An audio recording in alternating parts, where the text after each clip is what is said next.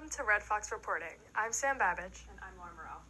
Today, we will be covering the hottest facets in Marist athletics and highlighting standout players in this 2024 spring season, including softball, men's lacrosse, and baseball. Softball, the defending MAC champions, have been on a tear this season, so far going 13-4 in conference and currently holding a 4-game win streak. As of the recent game against St. Peter's, senior utility Maya McDonald set the program's single-season record for home runs with 16, the day after she set the single-season record for RBIs at 56. Kylie Myers, a graduate student pitcher, has also been extremely dominant this season. She's currently boasting 52 strikeouts in conference play and a 1.91 ERA. We're going to take a look at one of their highest-scoring games in conference play against Quinnipiac earlier this season. Marist softball continues their dominant season with a 14-0 win over Quinnipiac. The whole team was dominant, but shortstop Maya McDonald and pitcher Kylie Myers really stood out in this one. Maya McDonald kicks off her 3-for-3 game with a single-turn triple after miscues from both Quinnipiac's left fielder and catcher. This was her first of 2 RBIs on the game, a good start for McDonald. We jump to the top of the first, where Myers is on the mound, 2 outs, and she gets her swinging. That's one of 3 strikeouts on the day for Myers. Can't beat that. We got Myers again, top of the second, 2 outs again, and she gets another one swinging. Myers, 4 innings pitched, 1 hit, 0 runs on the day. Bottom of the second, and McDonald hammers one to left center. That is going to result in a double, and she's eventually going to score. It's the bottom of the third now. Marist is up 10-0. McDonald's at the plate, and she absolutely smashes one to right center over the wall for a 2-run homer. Her third hit on the day, 3-for-3. Homers and a new feeling for McDonald as she's the team leader for the Red Foxes. Marist is going to win this one 14, Quinnipiac 0. Back to you.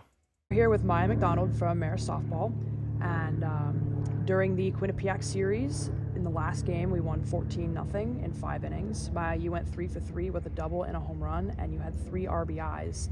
What was your approach for Game 3 after winning the first 2 games? My approach coming into the game was just to have fun after the first 2 wins, just because, I was just trying to make good contact with the ball and, coming in from practice and having the coaches try to simulate how the pitches for Quinnipiac would be. I was just trying to drive the ball in the middle, have fun, and do my part for the team. So what's your game plan to take the MAC title back-to-back years? Is this for a team or me personally? Both. For the team, I think that we just have to come out competitive every time. I think when we attack that first inning, it's really what sets the tone for the game. And so if we continue to be competitive, hit the ball hard, and jump on their ace pitcher, that will work in our benefit. And for me, just to be confident up in the box and on the field, and help my team out any way I can, I think that would be our biggest thing to get the back-to-back. Awesome. And then off of that, who would you say is the biggest threat or opposition in the MAC? I think there's a couple teams that could be our biggest opponents, especially Canisius. Them hosting the last 3 years. They seemingly always have a really good team behind them. And then I think Siena, seeing a different perspective from them, I think they will be good. And I think Iona, having the pitching staff that they have, I think they'll be our biggest competitions. Awesome. Thank you so much. We have Kylie Myers here of Marist Softball, and she, in the last game versus Quinnipiac, you won 14-0 in 5 innings, and you only had 1 hit, allowed 0 runs, and you had 3 strikeouts. Can you tell us your approach for Game 3 after winning the first 2 games of the series? After winning the first 2 games of the series, I approached the game as I would any other game. It's hard to beat a team 3 times, so just going into it strong and throwing like I know how. Do you have any new approaches or goals for this season, personally and for the team? For the team, my main goal is to win every series we want to host this year, and knowing that the defense behind me has my back and hitting has my back, I'm able to throw and pitch confidently and get the wins we need to. Awesome. Any goals for your personal? Personally, I'd like to stay competitive every game and keep our team in it to give them the best opportunity to win. Awesome. Thank you so much. After conquering the MAC last year, the Red Foxes are looking to get back to the playoffs. Saltmore Peter Murray understood the assignment in this one, picking up 5 points.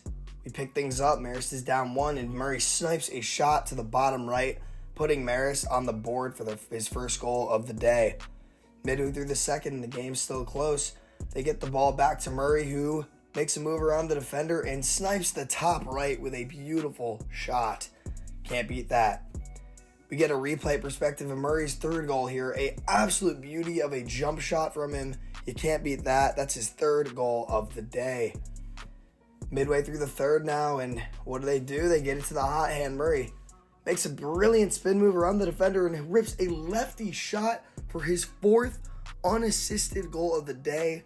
This is going to put Marist up 10-6 on Siena, a crucial goal to break the game open. Marist is going to go on to win this one 14-13. Back to you guys. So we're here with Peter Murray, a sophomore attack on the Marist men's lacrosse team. Versus Siena in conference, you won 14-13, and you personally had 4 goals and 1 assist. What was your walkthrough approach for that game? It was a night game, so we kind of just met up as a team earlier in the day, went to go get some treatment, just got some good food in us and made sure we were good on the game day. But when it came to practice that whole week, we were pretty locked in. It was a Wednesday game, so it was a really quick turnaround, like a quick Monday, Tuesday, Wednesday practices. We were really locked in, watched a lot of film on them, and were able to go out and win. Awesome. And then off of that, what's your walkthrough approach to face them again in the MAC quarterfinals this weekend? So this time we have a full week to prepare. Obviously, they're a great team with a 7 p.m. game on Saturday. We have to watch the old film on us playing them about a week ago, and we're going to watch the new film on them and just find little things once again that we can use to attack them and to get the competitive advantage over them. What's your guys' game plan to take the MAC title back-to-back, both individually and as a team? I would say individually is just me personally. I have to really work hard and keep watching film on myself. I think I keep talking about film because film is like one of the best things you can do. You really can watch yourself in very detail, and I think just staying locked in on that and being able to be the best lacrosse player I can, that's going to help us win the MAC. I think as a team, we're finally coming all together, and I think we need to stay together, and I think we need to really keep working in practice, whether that's the weight room, on the field, off the field, just keep working together and keep doing what we're doing, and I think that's going to help us win the MAC. Awesome.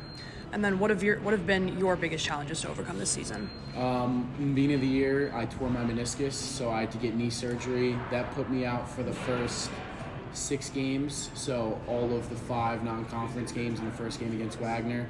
That was a big challenge because obviously you have to go home in the preseason, then you have to get all the rehab, and you're kind of away from your friends and the guys in your team that you love, so it's really hard to kind of go through that, but I'm wearing a brace on it now, and now that I'm able to kind of get through everything, it's been working well. Great, thank you so much.